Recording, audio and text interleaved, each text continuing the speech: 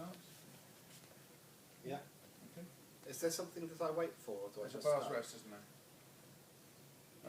That's it. It's just a bar's rest. Okay. So it goes sort of 1, 2, 3. Okay. Okay. No, I can't make it stop. This is too low tech for me. So I think what you'll have to do then is just maybe Do you want me to metronome give along? me that bar. Do you want me to metronome along for a couple of bars until you're in? Yeah, just the first two bars. That won't annoy you? Just first two bars. That'll be Okay, good. Yeah.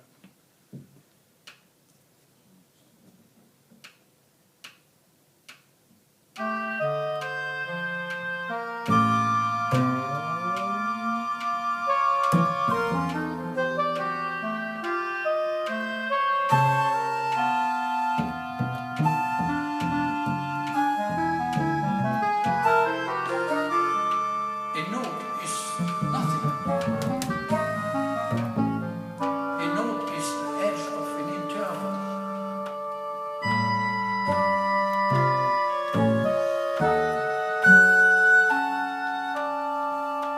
Deeply and altogether human.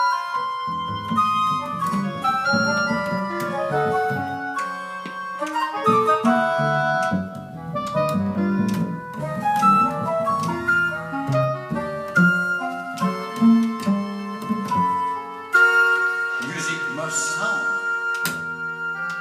transmute our logical, intellectual, analytical society.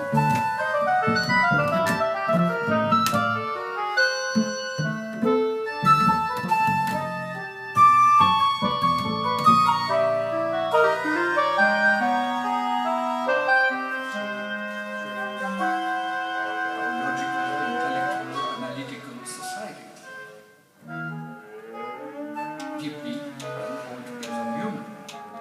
So first beat.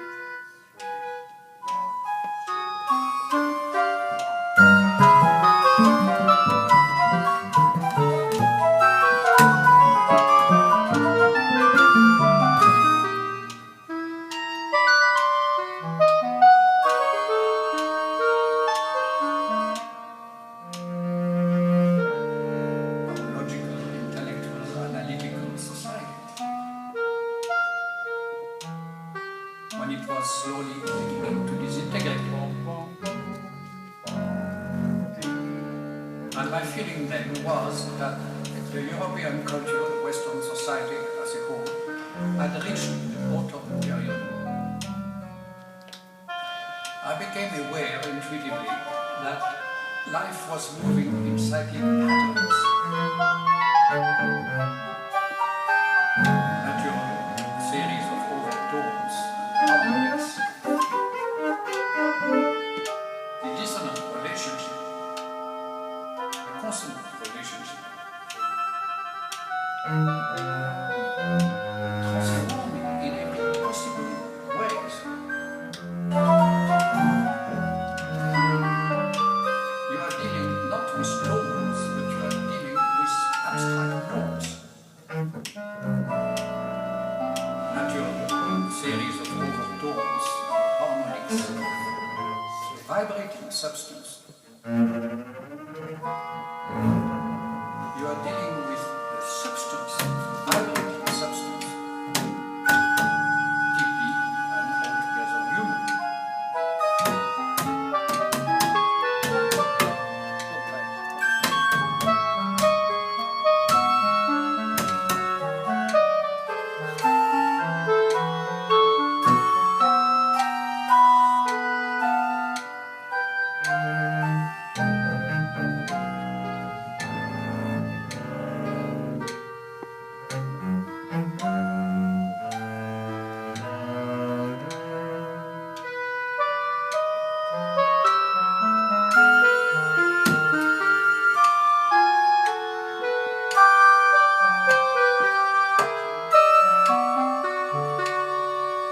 What do you think more?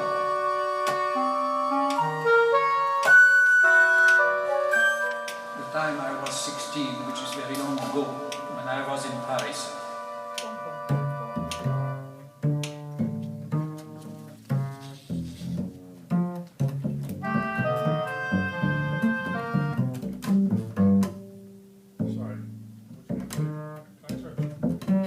sure? Thanks. Bravo! There's a bit more to go. Oh, don't. Yeah, there is, sorry. Sorry, There is that, what happened there? There's a bit that says clarinet cues. I was a bit confused by that bit. it's Letter D. It's just cued onto the bass parts. So the bass part plays that? No, it's just a cue. Right, okay. It's just a cue, but I noticed that the cue has gone back up to large notes. Yeah, that's right. It's quite confusing me. Yeah, it was cue size notes. Yeah. I don't know why I've changed that. Yeah, okay, right. So it comes back in at Right, if you want to go from E. 16. Yeah. This is all free, so I can just come in when I want, yeah? Yeah, it is, yeah, because you start playing it in the Second bar. That's it. So if I go E, I'll just probably do bar two. 1, 2, 3. This is E. 2, 3.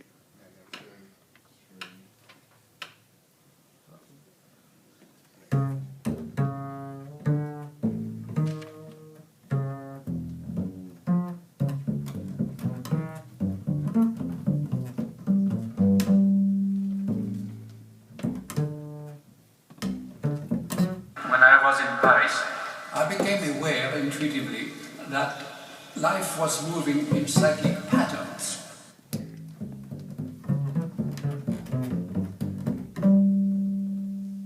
When I was in Paris, when I was in Paris,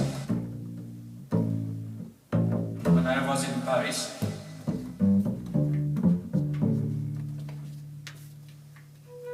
I became aware.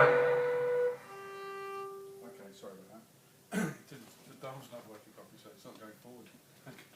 Same symbol 3 times. That was good. Yeah, that's great. Are they separate? They're separate tracks. They are. Yeah. But normally, I did bring a detail CD player, thinking but I thought we should do it.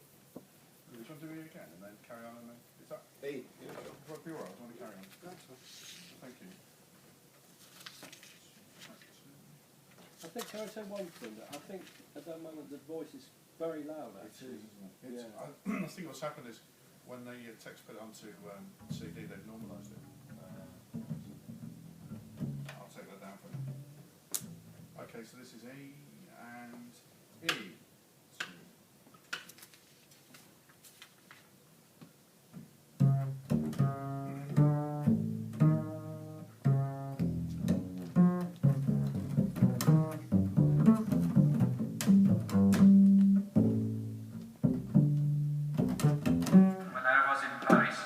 I became aware intuitively that life was moving in cyclic patterns.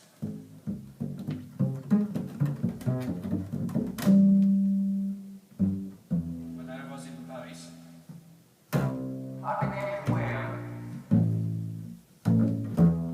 I became aware.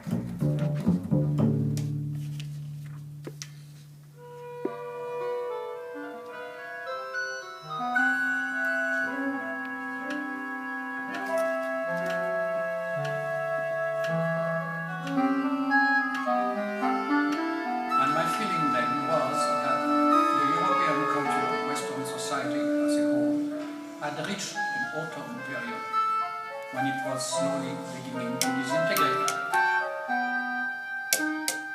transmute.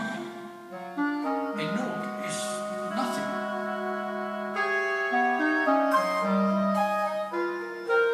A note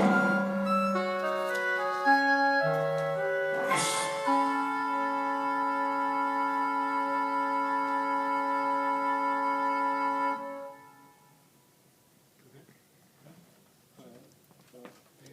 And note is nothing. Thank you. Thank you very much. Right. Yeah. So do you want to have a look at any particular bits? Do you want to have a second run through? I think you've got a bit of time if you want to do. Oh, It's thanks. up to Dan, of course, as well. Well, Is there any bits you want to sort of tackle him about? No, I mean, at this stage, it's kind of, if there's anything you guys want to do.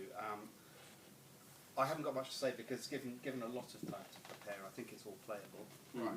And sort of that's my main job, in a way, is to tell you, my opinion of is I think more important that you Yeah, it's fine. Here is a vehicle for what you want to do. So then it's a question of, are there any bits that you feel might work differently, for instance? Are you happy with everything and the way it fits into the mix? I think that because one of the versions I gave you was with a click track, wasn't it? I mean, that's an obvious way of synchronising, but it's a bit crude. I mean, what's it scored for? Well, live it wouldn't be a problem. It's flute, oboe, clarinet, and then the samples can be played. Samples can be played on a keyboard or even a CD. So I think if it's in that context, then ensemble could be worked out.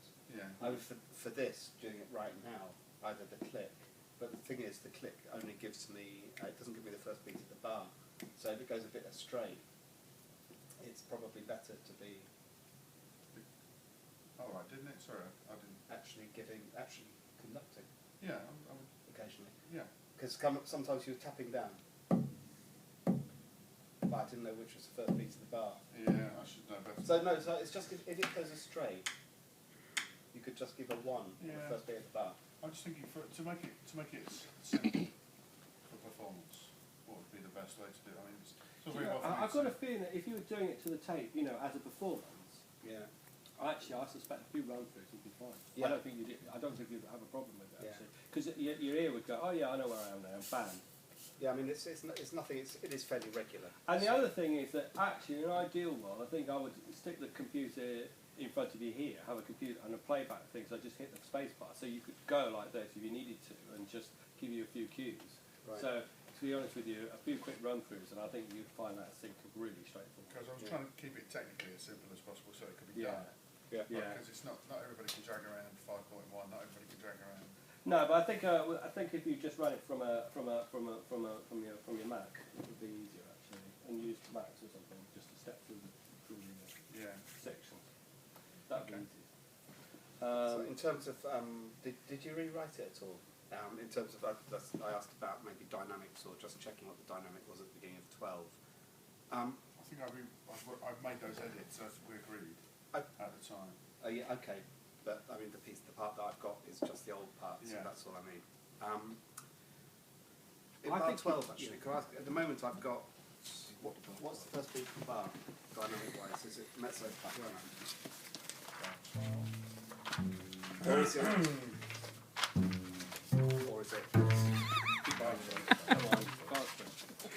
Should the second and third beats be a different dynamic? That's right. The first one is still.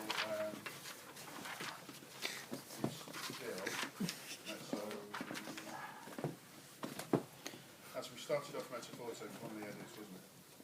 Yeah, that's what I've got. Yeah. It's a snap of Bartok snap. Yeah. I was thinking of putting a circle around it, but there was. Because there is a distinct.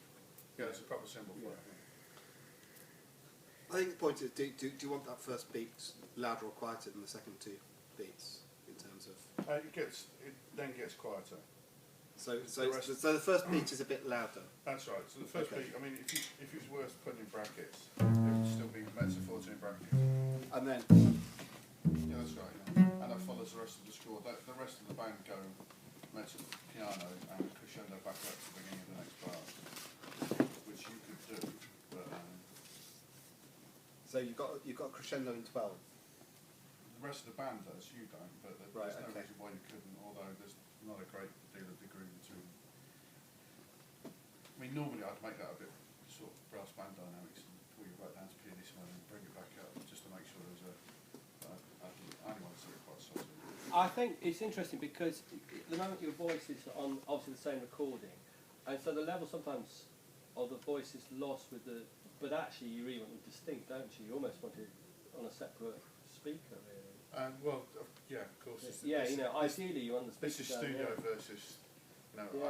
in the studio, the speakers move, the voice moves between three separate speakers.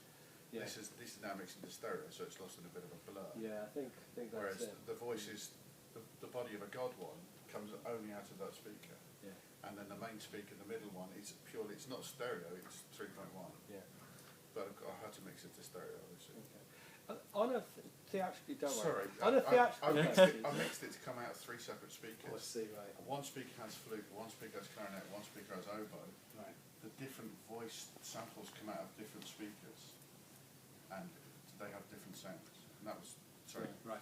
Okay, but I mean, I suppose for me as a performer, the question that I had for 12 into 13, you then said First note it's is subtle, forte. but then you thought you might want to bring it down to tennis tone. Yeah, I and mean, then they bring it up. might even do that. It's a question. So if you want me with the swell of the. Yeah, I guess so. It's the same old thing with Sibelius playback. It's a bit unpredictable. Right. So I didn't want to lose you there, but I suppose I'd come down to piano and crescendo back up to mezzo. Crescendo back up to mezzo. Okay, it's okay. Fine.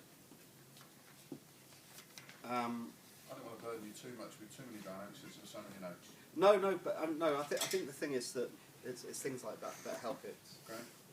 You know, the expression, the dynamics is the thing that kind of helps bring it to life. But then I just wanted to check, because you put a dot on the first note The very first of 13, of 13. and then Yeah. just the next two should be more tenuto. Yeah, absolutely. can I ask So one? it'd be like. That's right. Would you use it better if I put tenuto over the top of the others? No, it's just this for clarity for me Yeah. to know what you Yeah, want. it's a staccato. Would it have been helpful sometimes, you think, to have written a few sort of expressive markings, just so that Dan, either was in a more sort of pronounced voice, or a more cantabile, more different characters within this, because the text does that. I hear that, Yeah. but I'm always worried about being camp. I don't think you would be. Dan, you're not personally. going to do that, are you? Personally, but I mean, in the music, I'm always worried about the music being just a little bit, pretentious pomo. Well, in terms of expression, in terms of dynamics, we spend at music college probably 4 years being told to camp it up, and we don't believe it, and we're always a bit nervous to do it. And this is why I leave it to you, really, because Yeah. my experience is that the players will always camp it up a bit anyway, or rather, But- they'll But in the wrong way, that's the they'll problem. now that's a great point. Okay, that's something I perhaps I hadn't thought about. I don't know, and I also worry about being overly prescriptive. Yeah. No, I mean, I think I talked about it before about this prescription, how prescriptive to be. I mean, I think what is useful sometimes is to just give an indication which we can then grab hold of and camp up as much or as little as we feel we need to. For instance, I mean, 12 into 13 has now changed. Sure. It means I've got something to kind of put my human energy into. I mean, I've actually been through and taken a fair bit of it out, because I really do worry about over-egging, and I can't. My experience is to go more for it than, as I've got older, quite the opposite way. I found that then the performer has something to sort of get their teeth around. Oh yeah, yes, I need to make this, quite sort of, singing or whatever. Sure. Give it a certain character. Then with yours, especially when you've got the sort of mechanics going, of these instruments, then actually more character might work. Yeah, because to perform it live, I mean, I'd be just as likely to have an actor say the words as a sample, I suppose. Yeah, which would work nicely. Which would be, for me, a better thing. Yeah. And also an opportunity to do a bit of a Peter Sellers voice.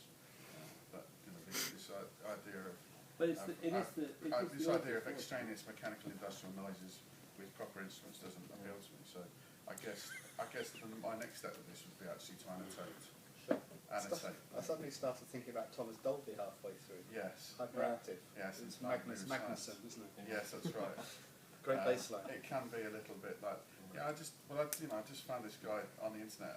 I think I just put in, pretentious lecture samples or something like that, and this didn't find anything. But an hour later, found this lecture. And, he's quite an interesting guy, the guy himself. He's a composer. He's a contemporary of Varese. What's his name? Dan Ruggier. It's not his real name. It's his taken name. I can't remember his French name. Born in France, moved to America. Did the composition thing, did the modernist painting thing, then went on to invent something called humanist astrology, hence the title. He predicted the date of Aquarius.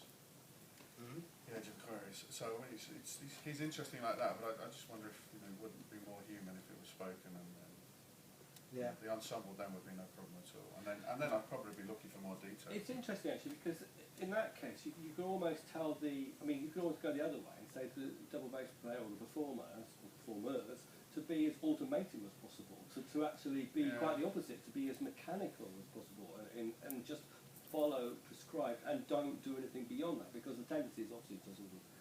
Yeah, I suppose that going down that kind of what I was thinking was a Boulet's route of sort of notating every single thing. That's never appealed to me, but it's an interesting exercise.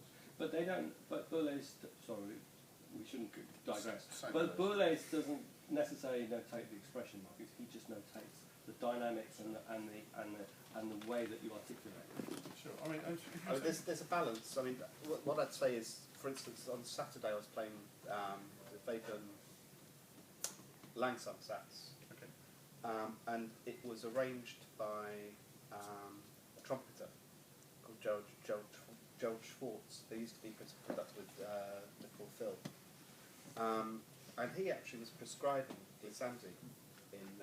So he was indicating the expression that he wanted in it.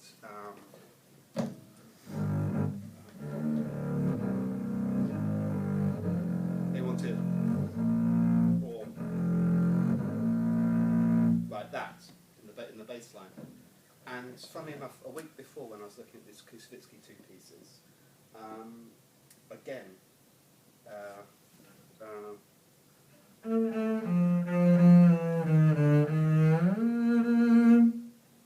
now I think that's over prescriptive, because you're telling the performer how to feel and how to express.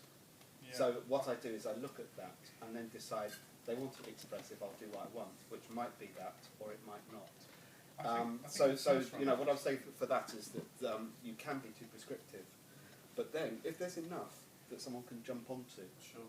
then I think it becomes clear over the space of 3 pages if it's prescriptive or if it's not. If you've got the right amount for people to grab hold of. Personally, I'd say, looking at this, it's encouraging me that my habit might be not to put much expression in. Right. So I suddenly remembered to do a bit of vibrato expression. Whereas if there were just little things, just little pointers, then you might get something different. It's your choice what you want. Yeah, in an early draft, I did have vibrato on and off, Or and then took it out. yeah, I mean vibrato might be a bit patronising unless you're doing non-vibrato. Well, that's what I mean. Oh, sorry, yeah. Yeah, But I don't mean please remember to do vibrato. yeah, or I want vibrato or this note. Oh yeah, no, you can. I mean, but I just sort of, when I look at this, then my tendency is it's probably partly because it's being played with this track by I'm playing some machines. Yeah. But there isn't an incentive within this for me to think, right, this is the journey that he wants for me to try and then put my own stuff into it, which is fine. But that's the primary message that I've got. If I have to think about, I mean, I remember in the Skype thing I did, because I wrote down the word phrasing and dynamics with question marks, asking if you wanted some. But again, because I was standing there, I don't know what you decided or. Well, it was if you thought you wanted phrasing dynamics, and I thought that was a good idea. Oh right, okay. Because I'm always going to listen to players. I mean, so sometimes a player's going to sort of just knock it off the way they always do, and in which case that's not necessarily the case. But something like I'm going to listen to what you're saying. You think, oh, maybe we could do a bit more rubato here, which is difficult with the track. Yeah. But then I'm certainly going to listen to that. It's not a joint production, but I'm certainly going to listen to you being a pro, because you're going to bring an element, a player element to it that I suppose, even though I know the bass a bit, I'm not going to be able to consider all those things. Yeah. So when you did it, I thought, it's a good idea.